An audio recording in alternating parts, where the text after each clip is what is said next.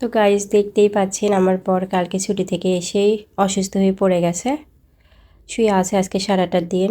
ভেবেছিলাম আমরা ঘুরতে যাব, সেটাও আজকে হলো না অসুস্থতার কারণে।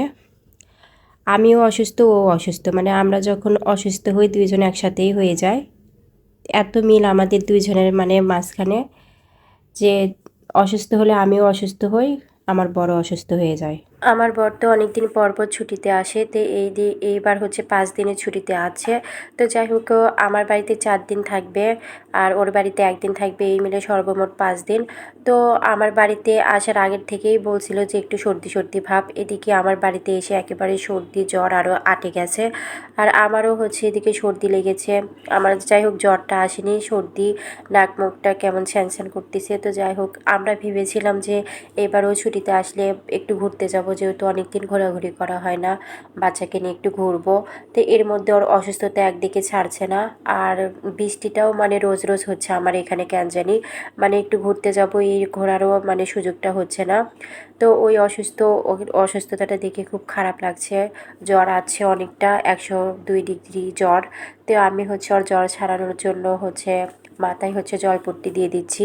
তো যাই হোক, অসুস্থ হলে আসলেই কিছু ভালো লাগে না, অসুস্থ যাই হয় সেই বোঝে।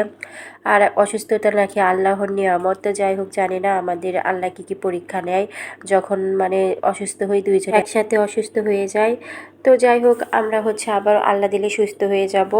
তো এবারতে আমাদের মনে হয় আর কোথাও ঘোরাঘুরি করা যাবেই না, কারণ হচ্ছে ওরও অসুস্থ আর হচ্ছে আমিও অসুস্থ। তো যখন কেউ অসুস্থ হয় তখন কিন্তু একেবারে খাবারের রুচিটা হারিয়ে যায়।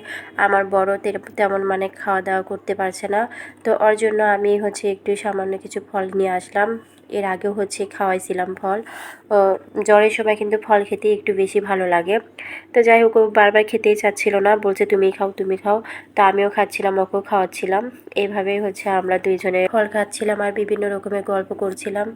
ওর সাথে আসলে আমার কিছু ভালো সময় পার হয়, কারণ একা একা বাচ্চা সামলানো সবাই তো বুঝতেই পারছো যে অনেকটা কঠিন হয়ে যায়। ও একটু থাকলে বাচ্চাও খুব আনন্দ পায়, কারণ হচ্ছে সব বাচ্চারা কিন্তু বাবা ভক্ত হয়ে থাকে। সবাই আমার বরের জন্য দোয়া করবেন যাতে ও তাড়াতাড়ি সুস্থ হয়ে যায় আর আমিও সুস্থ হয়ে যাই, কারণ আমরা দুইজনে অসুস্থ, খুব সর্দি লাগছে দুইজনার, জ্বর সর্দি।